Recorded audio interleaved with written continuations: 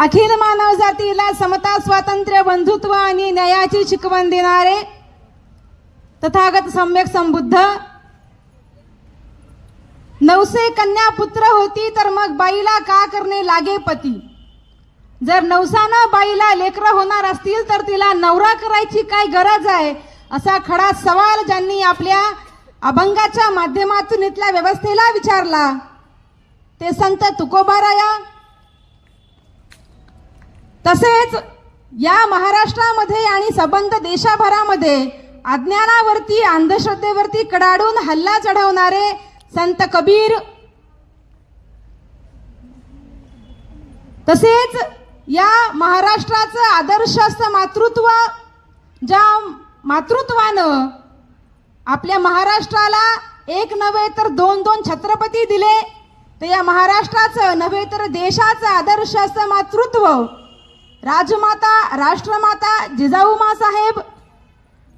असं म्हणतात की सूर्यासारखी धार हवी तलवारीच्या पातीला, सूर्यासारखी धार हवी तलवारीच्या पातीला, आणि जिजाऊ सारखी आई हवी या महाराष्ट्राच्या मातीला, जिजाऊ सारखी आई हवी या महाराष्ट्राच्या मातीला. असं आदर्श, असं मातृत्व ज्यांनी या महाराष्ट्रामध्ये मुघलांच्या विरोधामध्ये म्हणजेच अन्यायाच्या विरोधामध्ये हातात नंगी तलवार घेऊन 18 पगड जातीच्या मावळ्यांना एकत्र करून त्यांची वज्र मूठ बांधून या महाराष्ट्रामध्ये खऱ्या अर्थानं बहुजनांचं राज्य प्रस्थापित केलं ते कुळवाडी भूषण बहुजन प्रतिपालक छत्रपती शिवाजी महाराज.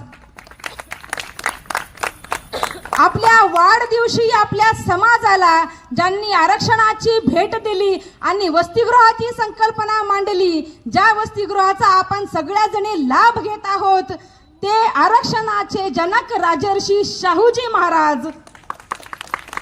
आणि या सगळ्या महापुरुषांच्या विचाराला, कार्याला, त्यागाला आणि बलिदानाला ज्यांनी या देशाच्या भारतीय संविधानामध्ये अंतर्भूत केलं आणि या देशात जन्मलेल्या प्रत्येक भारतीय नागरिकाला, मग तो कुठल्याही जातीचा असेल, धर्माचा असेल, पंथाचा असेल, कुठल्याही वर्गाचा असेल, गरीब असेल किंवा श्रीमंत असेल, स्त्री असेल किंवा पुरुष असेल, प्रत्येक भारतीय नागरिकाला मानानं, सन्मानानं आणि स्वाभिमानाचं जगणं बहाल केलं ते तुमचे आमचे उद्धार करते मसुदा समितीचे अध्यक्ष आणि स्वतंत्र भारताच्या राज्यघटनेचे प्रमुख शिल्पकार, विश्ववंदनीय, विश्वरत्न, महामानव, प्रकांड पंडित, बुद्धी सम्राट, the symbol of knowledge, doctor Babasaheb Ambedkar. महामानव या महाराष्ट्राच्या मातीमध्ये, या देशामध्ये झाले. ज्यांनी ज्यांनी इथल्या पिछडलेल्या वर्गाला, बहुजन वर्गाच्या उत्थानासाठी काम केलं, त्या सर्व महापुरुषांना मी आज शिवजयंतीच्या औचित्यानं आणि तुम्हा सर्वांच्या साक्षीमध्ये जाहीर अभिवादन करते. आता आपण काही पथनाट्य बघितली, बरेचसे डान्स सुद्धा बघितले, तर मला काही प्रश्न पडली आहेत. तुम्हालाही ती पडली असतील नसतील याची जरा आपण शहानिशा करूयात आणि थोडा संवाद आपण साधूयात. मला एक सांगा की छत्रपती शिवरायांची जयंती कोणी सुरू केली? महात्मा फुले. एकदा जोरदार टाळ्या वाजवा आपल्या स्वतःसाठी, कारण पाठ्यपुस्तकाच्या व्यतिरिक्त तुम्ही उत्तर दिलेलं आहे म्हणून स्वतः करता टाळ्या. महात्मा ज्योतिराव फुल्यांनी या महाराष्ट्रामध्ये सगळ्यात पहिल्यांदा शिवजयंतीची सुरुवात केली. बर, आता आपण हे जे पथनाट्य बघितलं, ज्यांनी त्याच्यामध्ये ऍक्टिंग केलेलं आहे त्यांचं अभिनव कौशल्य हे अप्रतिम आहे. त्यांच्याकरता आपण जोरदार टाळ्या वाजवूयात. मला प्रचंड आवडलेलं आहे, परंतु त्याच्यातली जी कन्सेप्ट आहे त्याच्यावरती मला बोलायचंय.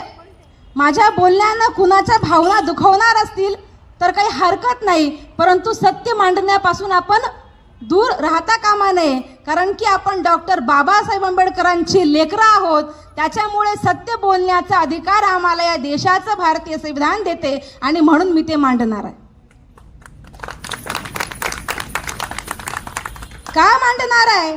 कारण की बाबासाहेब आंबेडकरांचा खूप मोठा एक दाखला आहे, ते उदाहरण मी तुम्हाला सांगते. बाबासाहेबांना एक जातपात तोडक नावाचं मंडळ होतं आणि त्या मंडळाने बाबासाहेबांना व्याख्यानाकरता निमंत्रित केलं होतं. बाबासाहेब आंबेडकर हे फार सडेतोड विचारांचे होते. कुणाचं मन दुखेल का, कुणाला बरं वाटेल का, कुणाला काय वाटेल याचा विचार न करता जे खरं आहे, जे वास्तव आहे ते मांडणारे बाबासाहेब होते. आणि हे त्या जातपात तोडक मंडळाला चांगल्या प्रकारे ठाऊक होतं.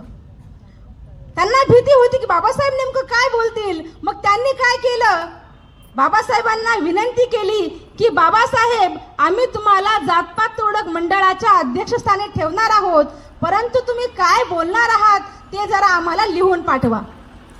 काय म्हणाले की तुम्ही काय व्याख्यान देणार आहात, काय बोलणार आहात हे जरा आम्हाला लिहून पाठवा आणि मग आम्ही ठरवू की तुम्हाला बोलवायचं की नाही. मग बाबासाहेब काय करतात की एकदम सविस्तर सगळी मांडणी करतात, ज्याच्यामध्ये इथल्या व्यवस्थेची, इथल्या मनुस्मृतीची सगळी चिरफाड पोस्टमार्टम केलेला असते. आणि जेव्हा हे भाषण त्या लोकांपर्यंत पोहोचते, जातपात तोडक मंडळापर्यंत पोहोचते, त्यांना भीती वाटते की असं जर बाबासाहेब जाहीर बोलले तर मग आम्ही जात ठेवण्याचं औचित्य काय. आणि म्हणून ते पुन्हा बाबासाहेबांना पत्र पाठवतात, पत्रव्यवहार करतात की बाबासाहेब, तुम्ही जे अमुक अमुक उतारा लिहिला आहे, तुम्ही जो अमुक अमुक पॅराग्राफ लिहिला आहे, तेवढा जर तुम्ही काढणार असाल तर आम्ही तुम्हाला पाचारण करतो. काय म्हणतात की तुम्ही अमुक अमुक, म्हणजे ज्याच्यामध्ये बाबासाहेबांनी सडेतोड लिहिलेला आहे, व्यवस्थेवरती लिहिलेलं आहे, जे की वास्तव आहे, सत्य आहे, परंतु त्यांना मात्र ते काही पचण्याजोगं नव्हतं. आणि म्हणून ते बाबासाहेबांना म्हणतात की तुम्ही काही जर त्याच्यामधला जो काही मजकूर आहे तो जर कमी केला तर आम्ही तुमचा विचार करू. बाबासाहेब त्यांना पुन्हा पत्र पाठवतात. बाबासाहेब म्हणतात, अहो मजकूर तर सोडा, पॅराग्राफ तर सोडा, ओळ तर सोडा, माझ्या पूर्ण व्याख्यानामधली काना, मात्रा, उकार, विलांटी सुद्धा मी बदलणार नाही. तुम्हाला बोलवायचं तर बोलवा, नसेल बोलवायचं तर बोलू नका, परंतु सत्य मांडण्यापासून मला कोणी रोखू शकत नाही. शेवटी असं होते की ती सभा बरखास्त होते, ती सभाच भरत नाही, तो कार्यक्रमच आयोजित होत नाही आणि बाबासाहेब आंबेडकर त्यांचं ते भाषण पुस्तक रूपी प्रसिद्ध करतात. त्या पुस्तकाचं नाव आहे जाती संस्थेचं उच्चाटन. त्या पुस्तकाचं नाव आहे जाती संस्थेचं उच्चाटन. जे पुस्तक या महाराष्ट्र, या देशामध्ये कांशीराम नावाचा एक माणूस वाचतो आणि या देशामध्ये उत्तर प्रदेश सारख्या मोठ्या राज्यामध्ये 4-4 वेळा मुख्यमंत्री बनवतो, सरकार बदलवतो, तर त्या पुस्तकात ताकद केवढी असेल,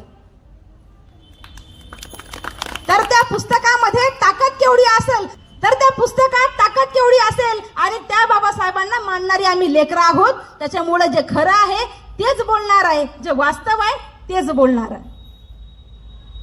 छत्रपती शिवरायांच्या बद्दल बरेचसे संभ्रम आम्हाला दिसतात.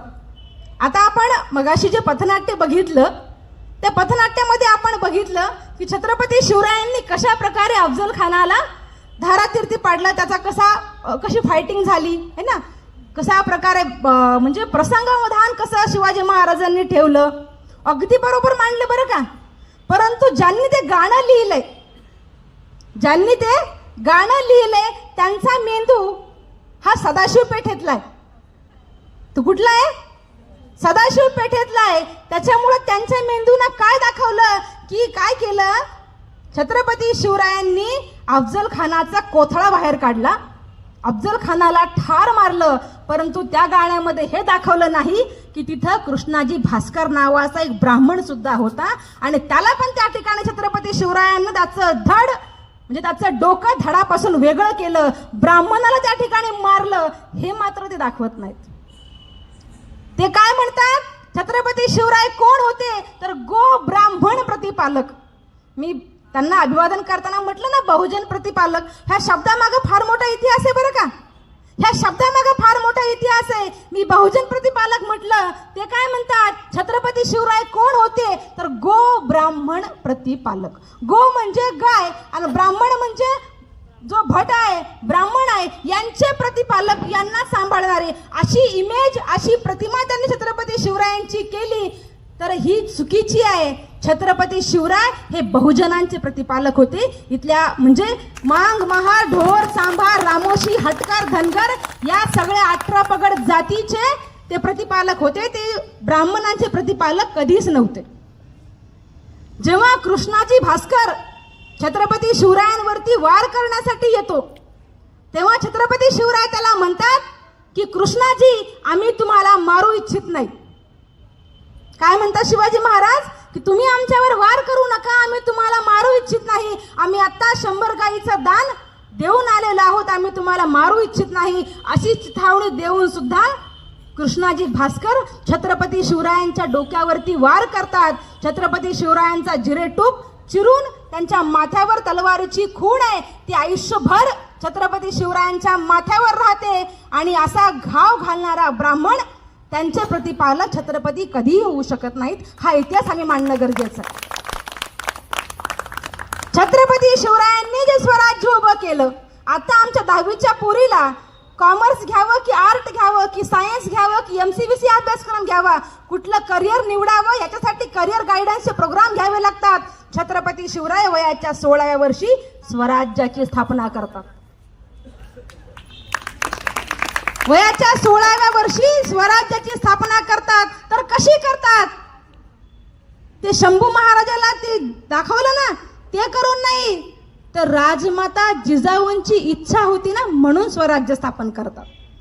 राजमाता जिजाऊ करतात स्वराज्याची स्थापना करतात. आणि ते जे स्वराज्य आहे, हिंदवी स्वराज्याची जो काय शब्द वापरला जातो, हिंदवी स्वराज्य, हिंदवी स्वराज्य, तर ते काय हिंदूंचंच राज्य नाहीये. या महाराष्ट्रामध्ये जन्मलेला प्रत्येक माणूस मराठा आहे. आणि हिंदवी स्वराज्य नव्हे तर बहुजनांचं राज्य छत्रपती शिवरायांनी उभं केलं. केवळ हिंदूंचं नाही, केवळ हिंदूंचं नाही तर बहुजनांचं राज्य छत्रपतीनं उभं केलं. जितक्या लढाया छत्रपतींनी जिंकल्या त्या स्वतःच्या मनगटाच्या जोरावर जिंकल्या, स्वतःच्या बुद्धी चातुर्यानं जिंकल्या, गनिमी काव्यानं जिंकल्या. आपण त्या पथनाट्यामध्ये अजून एक गोष्ट बघितली की एक ती कोणती भवानी है ना दाखवली, ती तलवार देते. ती काय करते? तलवार देते. जर भवानीच्या तलवारीमध्ये ताकद असेल, छत्रपती शिवरायांचं कर्तृत्व काय मग? मग तर कुणा येण्या गावळा दिली असती की तलवार झाला असता राजा? कोण्या येण्या गावळा झाला असतं की जर भवानीच्या तलवारीमध्ये ताकद असेल, त्याच्यामध्ये छत्रपती शिवरायांचं योगदान काय? त्याच्यामुळं गाण्याच्या माध्यमातून, सांस्कृतिकाच्या माध्यमातून आपण कुठंतरी आपल्या राजाचं कर्तृत्व कमी करत आहोत का, हा विचार आम्ही आमच्या मनाला विचारला पाहिजे. हा प्रश्न आम्ही स्वतःला विचारला पाहिजे की जर तलवारीत ताकद असेल छत्रपती शिवरायांचं कार्य कर्तृत्व, मग काय? कारण त्यांच्या मेहनतीला काय राहतच नाही ना, मग तर कुणीही केलं असतं. त्याच्यामुळे हे सरासर चूक आहे, ह्याची मांडणी सरासर चूक आहे. ते पथनाट्यवाल्यांची काही चूक नाही बरं का, त्यांनी पर्सनली घेऊ नका. कारण मी म्हटलं ना, गाणं ज्यांनी लिहिलंय तो माणूस सदाशिव पेठेतलाय, त्याच्यामुळं त्यांचं कामच आहे ते. जसं आपण भारतीय संविधानामध्ये बघतो की आपल्याला सांस्कृतिक आरक्षण आहे. सांस्कृतिक आरक्षण म्हणजे काय? तर आपली संस्कृती पुढारण्याचं, आपली संस्कृती जपण्याचं, आपली संस्कृतीचं संवर्धन करण्याचा तुम्हाला फंडामेंटल राईट आहे, मूलभूत हक्क अधिकार आहे. तो त्यांचा मूलभूत हक्क अधिकार बजावतायत, पण आम्ही आमचा मूलभूत हक्क अधिकार बजावण्यामध्ये कुठेतरी कमी पडत आहोत. तुम्हाला पण अधिकार दिलाय ना, तुम्हाला काय दिला नाही कॉन्स्टिट्यूशन अधिकार? तुम्हाला तर घबाड दिलेला आहे, तुम्हाला तर सोन्याचा हंडा दिलेला आहे. पण तुम्ही जर वाळ्याच्या परातीमध्ये खाणार असाल, तांब्याच्या परातीमध्ये खाणार असाल, जर्मलच्या परातीमध्ये खाणार असाल, तर तुमच्या इतका दरिद्री तुम्हीच, आपले इतके दरिद्री मी पण आले बरं का त्याच्यामध्ये, असं पर्सनल घेऊ नका. कारण की ह्याच्यावर विचार होणं गरजेचं आहे. हे मांडायचं कोणी, हे सांगायचं कोणी? आणि म्हणून आपल्या महापुरुषांचा इतिहास आता आपल्याला नव्यानं लिहिणं गरजेचं आहे. कारण की आपल्याला घटना कधी मिळाली? 1950 ला. कधी मिळाली? 26 जानेवारी 1950 है ना. मग तुम्हाला मला बहुजनांना, SC ST OBC मायनॉरिटीजला शिक्षणाचा हक्क कधी मिळाला? 50 ला.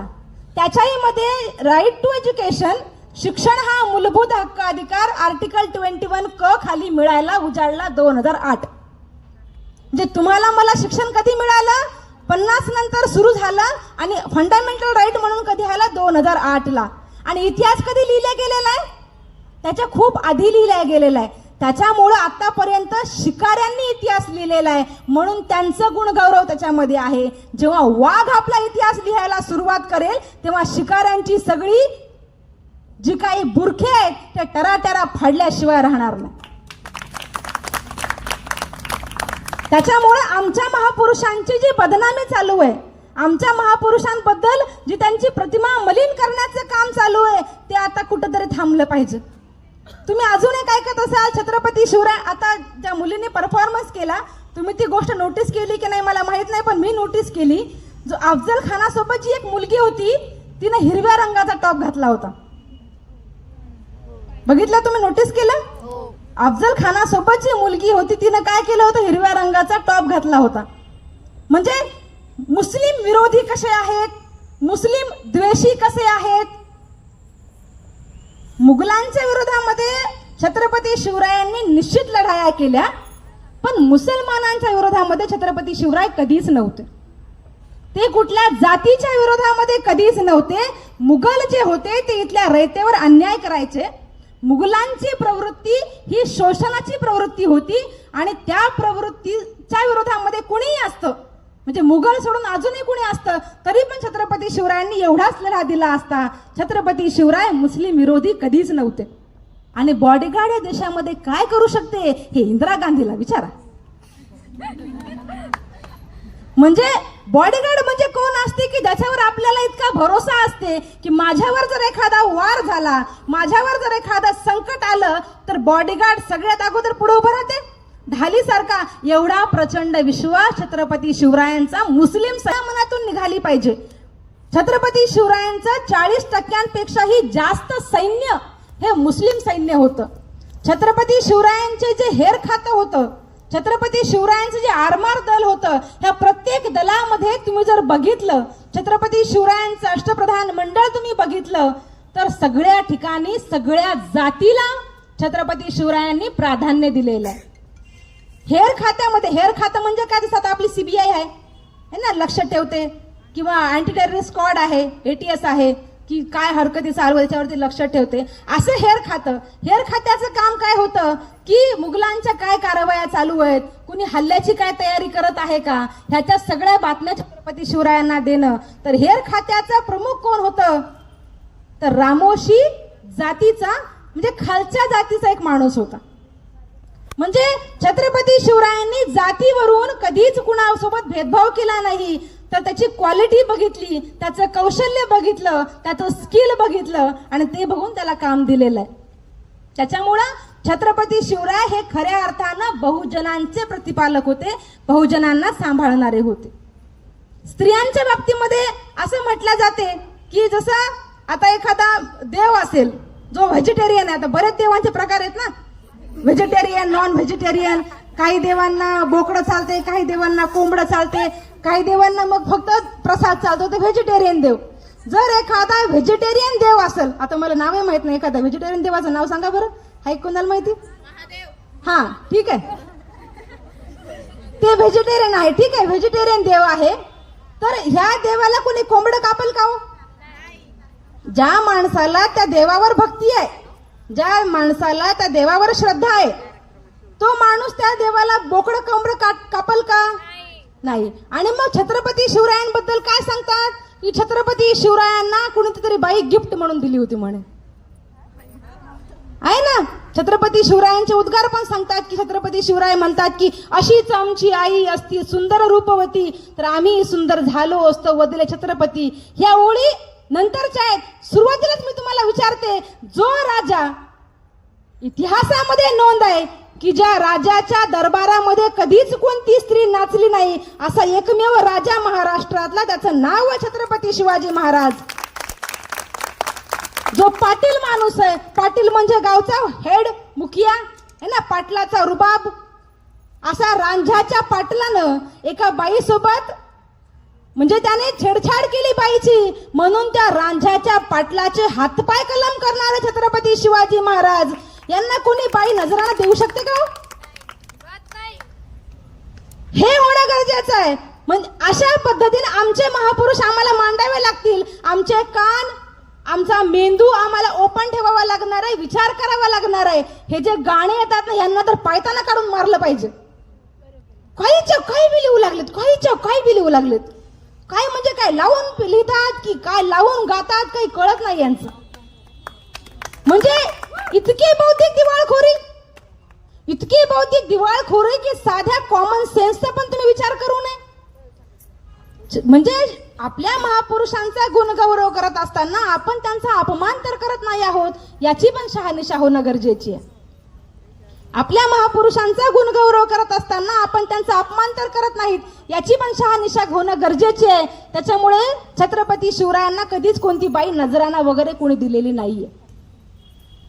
कारण असं होऊ शकत नाही, नाहीतर नजराना देणाऱ्यालाच पहिले शिवाजी महाराजांनी खतम केलं असतं. केलं असतं की नसतं केलं? कारण की त्यांनी कधीच कुणाची गाय केली नाही. छत्रपती शिवाजी महाराज म्हणतात की शेतकऱ्याच्या मिरचीच्या देठाला सुद्धा धक्का लावू नका. मिरची पण लांब आहे, देठाला पण धक्का लावू नका. इतके कडक त्यांचे शासन आहेत. जो लाकूड फाटायला लागतो आरमार दलासाठी, त्याबद्दल छत्रपती शिवराय काय म्हणतात की तुम्ही आंब्याचं फणसाचं झाड तोडू नका. का बरं तोडू नका? कारण की शेतकऱ्यानं फार प्रेमानं मायेनं ते झाड लावलेलं आहे आणि तुम्ही ते जर झाड तोडलं तर शेतकऱ्याला किती वेदना होतील, शेतकऱ्याला किती दुःख होईल. त्यामुळे तसं झाड तुम्ही तोडू नका. तुम्हाला झाड तोडायचंय, मग कोणतं तोडा की जे झाड जीर्ण झालेलं आहे, जे झाड जीर्ण झालेलं आहे किंवा आता पडणारच आहे, पडण्याच्या अवस्थेमध्ये आहे, परिपक्व झालेलं आहे, असं झाड तुम्ही तोडा. म्हणजे झाडाचा विचार करणारे, झाड तोडल्यानंतर त्या शेतकऱ्याला होणाऱ्या वेदनेचा विचार करणारे, इतका संवेदनशील तुमचा माझा राजा होता. त्यामुळे म्हणून ते आदर्श राजे होतात. नाहीतर आपल्याकडे राजशाही पद्धतीमध्ये कितीतरी राजे होऊन गेलेले आहेत, त्यांची तर नावं सुद्धा इतिहासाला माहिती नसतील. परंतु हे असं नेतृत्व, हे असं राज्य जेव्हा उभं राहते तेव्हा त्याच्या भूमीवरती, त्या पायाभरणीवरती पुढे देशाचं संविधान उभं राहते. त्या काळामध्ये बायांची विक्री, गुलामांची विक्री, नोकरांची विक्री ही एकदम लीगल गोष्ट होती, म्हणजे एकदम नॉर्मल गोष्ट होती. आणि छत्रपती शिवराय बघा याच्यावरती काय करतात. राजे आहेत, अधिकार आहे, पॉवर आहे. छत्रपती शिवराय गुलामांच्या विक्रीवर, स्त्रियांच्या विक्रीवरती बंदी घालतात, कायद्यानं बंदी घालतात. आणि म्हणतात की इथून पुढे कुठल्याही गुलामाची, कुठल्याही माणसाची मानवी अधिकाराचा म्हणजे उद्गार करणारे, मानवी अधिकारांना म्हणजे सर्वात पहिल्यांदा ओळखणारा राजा या महाराष्ट्राच्या मातीत जर कोणता झाला असेल तर त्याचं नाव छत्रपती शिवाजी महाराज. तो हक्कांचा जाहीरनामा तर फार नंतरचा आहे. ह्युमन राईट डिक्लरेशन युएसने जे केलं ते फार नंतरचं आहे. छत्रपती शिवरायांनी इतक्या पहिले या देशामध्ये मानवी मूल्यांना ओळख निर्माण करून दिली. आणि हे सगळे हक्काधिकार तुम्हाला कॉन्स्टिट्यूशन मध्ये दिसतात. वेठबिगारीला मनाई आहे, त्याच्यानंतर ठप्पागिरी जी आहे, अस्पृश्यतेला मनाई आहे. त्याच्यानंतर अजून एक गैरसमज जो खूप सर्रास चालतो छत्रपती शिवरायांच्या बद्दल. मला एक सांगा, छत्रपती शिवरायांचं जे राज्य होतं मराठेशाही होती. मराठेशाही संपल्याच्या नंतर कोणत्या शाहीचा उदय झाला? तिच्याकडे कॅमेरा फिरवेल तर कोणत्या शाहीचा उदय झाला? पेशवाईचा. आपल्याला काय सांगतात की छत्रपती शिवरायांचे दुश्मन कोण? मुघलशाही, आदिलशाही, कुतुबशाही. तुम्ही सस्पेन्स स्टोरी बघत असता का? सावधान इंडिया वगैरे. सावधान इंडिया बघता, क्राईम पेट्रोल बघता, तिथं लाईव्ह डेमो दाखवतात. सांगायचा मुद्दा एवढा आहे की समजा एखादा मर्डर झाला, एखादा क्राईम झाला, तर पोलीस सगळ्यात पहिले शंका कुणावर घेतात की याच्या मेल्यानं फायदा कुणाला आहे. का बघतात की याच्या मेल्यानं सगळ्यात जास्त फायदा कुणाला आहे, म्हणजे त्यानंच ते पहिले शंकेची जी सुई ती कुणावर असते, सगळ्यात जवळचा फायदा कुणाला आहे. मग छत्रपती शिवरायांच्या मराठेशाहीचा दुश्मन जर आदिलशाही असता, कुतुबशाही असता, निजामशाही असता, तर मराठेशाही संपल्यानंतर उदय कुणाचा व्हायला पाहिजे होता? आदिलशाहीचा, कुतुबशाहीचा व्हायला पाहिजे होता. उदय कुणाचा झाला? पेशवाईचा झाला. त्याच्यामुळं मराठेशाहीचा सगळ्यात मोठा दुश्मन हा इथला पेशवाई, हा इथला ब्राह्मण आहे.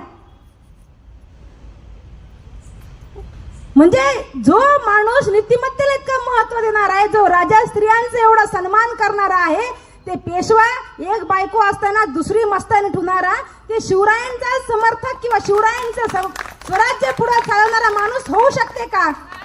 अजिबात होऊ शकत नाही. त्याच्यामुळं मराठेशाहीला संपवण्याकरता सगळ्यात मोठा जिम्मेदार जर कोण असेल तर ती पेशवाई आहे. ज्या छत्रपती शिवाजी महाराजांनी रामोशी जातीच्या माणसाला गुप्तहेर खात्याचं मुख्य बनवलं, इथल्या महाराला, मांगाला, ढोराला, चंबाराला, हटकराला, धनगराला चांगली चांगली पदं दिली, त्यांना सैन्यामध्ये भरती केलं, त्यांना गणवेश दिले. पेशवाईच्या काळात पेशव्यांनी काय केलं तर इथल्या अस्पृश्य समाजाच्या गळ्यामध्ये गाडगं दिलं, पाठीला झाडू दिला. त्यांच्यावरती इतके निर्बंध लादले की त्यांना बाहेर पडायचं. बरोबर 12 वाजता बाहेर का पडायचं? कारण की बरोबर 12 वाजता सूर्य हा आपल्या डोक्यावर असतो आणि सूर्य आपल्या डोक्यावर असल्यामुळे आपली सावली आपल्यापर्यंतच पडते. म्हणजे आपल्या सावलीमुळे ह्या भटा बामणाला विंटाळ होऊ नये म्हणून अस्पृश्यांनी म्हणजे दुपारी 12च्या नंतरच बाहेर पडायचं, अशी जुलमी कायदे यांनी या देशात लावले. म्हणजे संपूर्ण पद्धतीनं म्हणजे मराठेशाही यांनी जी संपवली, ही फक्त सत्यात संपवली नाही तर यांनी ही मूल्यांमध्ये सुद्धा संपवली. मराठेशाहीची सगळी मूल्ये यांनी पायदळी तुडवली आणि पुढे जो काही इतिहास होता मराठेशाहीचा तो सुद्धा संपवण्याचं काम या देशामध्ये पेशवाईनं केलं. तो सुद्धा इतिहास संपवण्याचं काम इथल्या पेशवाईनं केलं. एवढंच नाही तर रायगडाची म्हणजे यांनी दुरावस्था केली. रायगडाची एवढी दुरावस्था केली की एक इंग्रज जेम्स नावाचा माणूस महाराष्ट्रामध्ये येतो, छत्रपती शिवरायांची समाधी शोधण्याचा प्रयत्न करतो. छत्रपती शिवरायांना एकदा तरी बघता यावं, त्यांची समाधी बघता यावी, छत्रपती शिवरायांना एकदा तरी मला अभिवादन करता यावं, यासाठी तो पूर्ण रायगडाला कितीतरी वेळा वेढे मारतो, परंतु त्याला छत्रपती शिवरायांची समाधी सापडत नाही. इतकी दुरावस्था या देशातल्या पेशवाईनं, इतका अपमान या देशातल्या पेशवाईनं छत्रपती शिवरायांचा केला. तो जेम्स दुसऱ्या दिवशी टाइम्स ऑफ इंडियामध्ये हा लेख छापून आणतो की या महाराष्ट्राच्या मातीचा राजा ज्यानं स्वतःच्या बळावर स्वराज्य निर्माण केलं त्याची समाधी सापडत नाही. केवढी लाजिरवाणी गोष्ट आहे. आणि रानडेवरती ताशेरे ओढतो, परंतु रानडेची काही लाज वाटत नाही. तो टाइम्स ऑफ इंडिया मधला लेख महात्मा फुले वाचतात. तो टाइम्स ऑफ इंडिया मधला लेख महात्मा फुले वाचतात आणि महात्मा फुले हा लेख वाचल्यानंतर प्रचंड पेटतात. महात्मा फुल्यांना प्रचंड राग येतो आणि महात्मा फुले रायगडावर जाऊन सगळा अभ्यास करतात आणि छत्रपती शिवाजी महाराजांची समाधी शोधून काढतात. त्यांची समाधी शोधून काढतात, त्या समाधीवरती फुलं अर्पण करतात. तिथला जो भट आहे तो भट म्हणजे महात्मा फुल्यांना काय म्हणतो की अरे कुणबटा, काय म्हणतो की अरे कुणबटा, ह्या थडग्याला काय करतोस? थडग म्हणजे कबर. ह्या थडग्याला काय करतोस? मी इथं जोशी ब्राह्मण असताना मला दक्षिणा द्यायचं सोडून ह्या थडग्यावर कसली तू फुलं अर्पण करतोस? असं म्हणून पायाच्या बुटानं छत्रपती शिवरायांच्या समाधीवरची फुलं पायाच्या बुटानं तो ढकलून देतो, उधळून लावतो. इतका अपमान इथल्या भटाबामण्यानं छत्रपती शिवरायांचा केला, मेल्यानंतर सुद्धा केला. जेव्हा महात्मा फुल्यांनी छत्रपती शिवरायांची पहिली जयंती साजरी केली तेव्हा टिळक 12-13 वर्षाचे होते. म्हणजे यायला काहीच अक्कल नव्हती यांना. मी तुम्हाला सांगितलं ना की इतिहास कोण लिहिला? शिकाऱ्यांनी लिहिला. वाघानं जेव्हा आपला इतिहास लिहिणं सुरुवात करेल ना तेव्हा यांच्या तोंडचं पाणी पळल्याशिवाय राहणार नाही. त्याच्यामुळं छत्रपती शिवरायांची सगळी पहिली जयंती ही महात्मा फुल्यानं सुरुवात केली. या भटा बामणाईनं छत्रपती शिवरायांचा मेल्यानंतर सुद्धा इतका अपमान केला, जिवंतपणे सुद्धा यांचा इतका अपमान केला. मी तुम्हाला मनुस्मृती मागच्या वेळेला भेट दिली होती, किती मुलींनी वाचली मला माहित नाही. त्या मनुस्मृतीमध्ये एक असा कायदा होता की फक्त क्षत्रिय माणूस जो आहे तोच या देशामध्ये राजा होऊ शकत होता. शूद्रांना राजा होण्याचा या देशामध्ये अधिकार नव्हता. त्यांच्या म्हणण्याप्रमाणे छत्रपती शिवाजी महाराज हे शूद्र होते. म्हणजे तुमच्यामध्ये कितीही टॅलेंट असो, कितीही कसब असो, कितीही कौशल्य असो, तुम्ही जर विशिष्ट जातीमध्ये जन्माला आले नाही तर तुम्हाला राजा होण्याचा अधिकार नाही, असे या देशातले कायदे सांगायचे, असं मनुस्मृती सांगायची. परंतु छत्रपती शिवरायांनी ठरवलं की मला तर राज्याभिषेक केलाच पाहिजे, राज्याभिषेक केल्याशिवाय राज्य म्हणून घोषित होता येणार नाही. छत्रपती शिवराय जवळपासच्या सगळ्या ब्राह्मणांना सांगतात, कारण राज्याभिषेक करायचा अधिकार हा ब्राह्मणाला होता. सगळ्यांना बघतात तर एकही जवळपासचा ब्राह्मण छत्रपती शिवरायांचा राज्याभिषेक करायला तयार होत नाही. उत्तर प्रदेश मधल्या गागा भट्ट नावाचा ब्राह्मण खूप मोठी दान दक्षिणा दिल्यानंतर राज्याभिषेक करायला तयार होतो. तो भट, तो ब्राह्मण छत्रपती शिवरायांचा राज्याभिषेक कसा करतो? जो तुमचा माझा सन्मान आहे, जो तुमचा मनचा स्वाभिमान आहे, अशा छत्रपती शिवरायांचा राज्याभिषेक तो गागा भट्ट डाव्या पायाच्या अंगठ्यानं छत्रपती शिवरायांना कुंकुम तिलक करतो. इतकी अवमान, इतकी प्रताडणा या देशातल्या भटाबामणांना छत्रपती शिवरायांची केलेली आहे. आता तुम्हीच मला सांगा की छत्रपती शिवराय हे गो ब्राह्मण प्रतिपालक होऊ शकतात की बहुजन प्रतिपालक होऊ शकतात? बहुजन प्रतिपालक.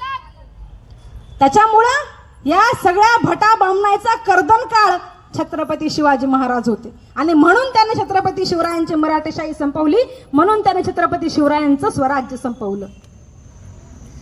त्याच्यानंतर छत्रपती संभाजीराजांनी सुद्धा जो काही राज्यकारभार चालवला, आपल्या पत्नीच्या हाती त्याने तलवार दिली, ही त्याच ठिकाणी मनुस्मृतीला दहन केलं.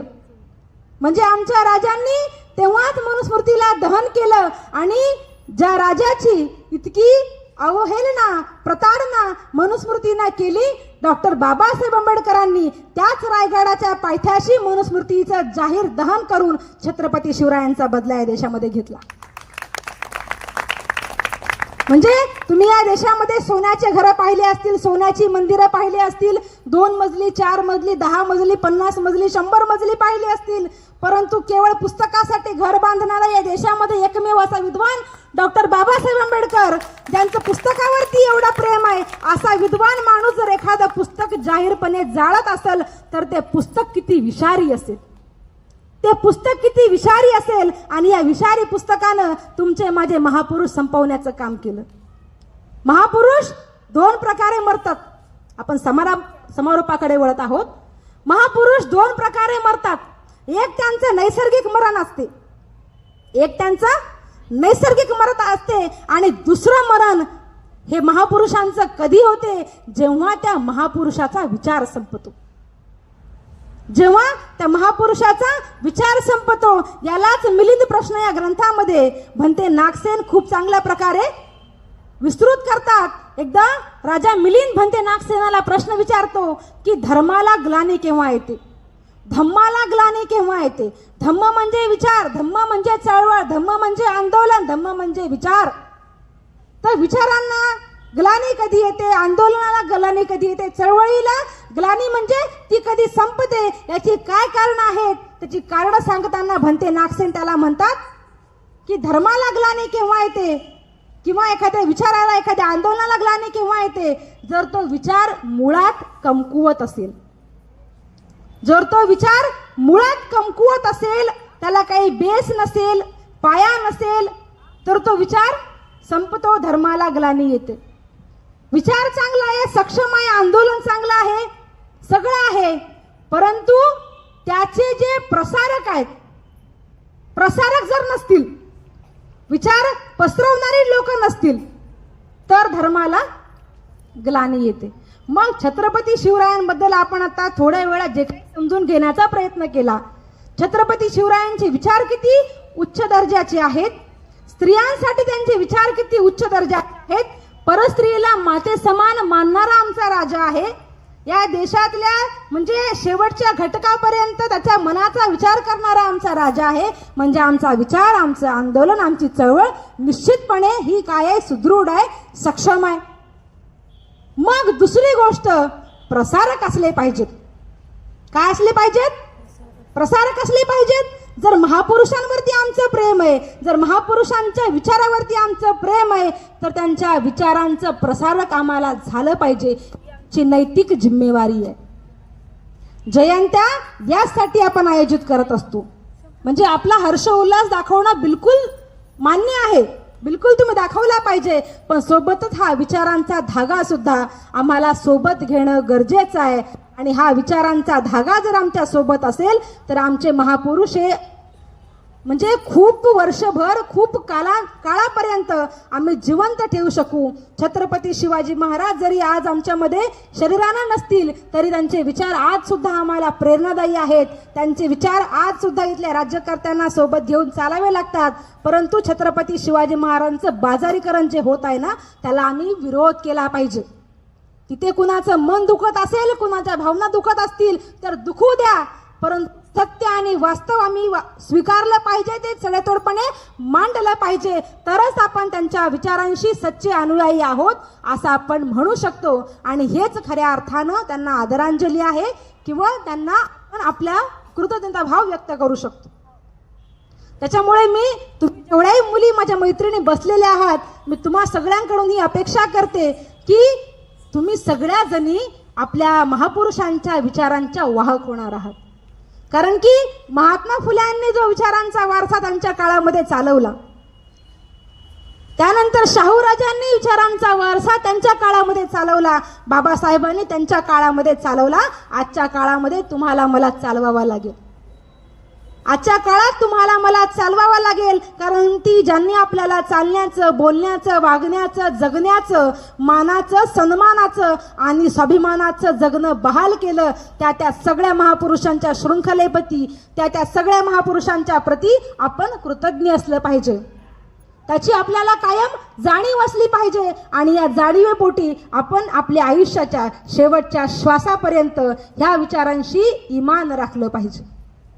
या विचारांशी इमान राखलं पाहिजे. आणि या व्हॉट्सअप युनिव्हर्सिटीमधून, इंस्टाग्राम युनिव्हर्सिटीमधून ग्रॅज्युएट न होता पुस्तकामध्ये गेलं पाहिजे. पुस्तकामध्ये इतिहास चालला पाहिजे. पुस्तकं वाचताना सुद्धा डोकं भानावर ठेवलं पाहिजे.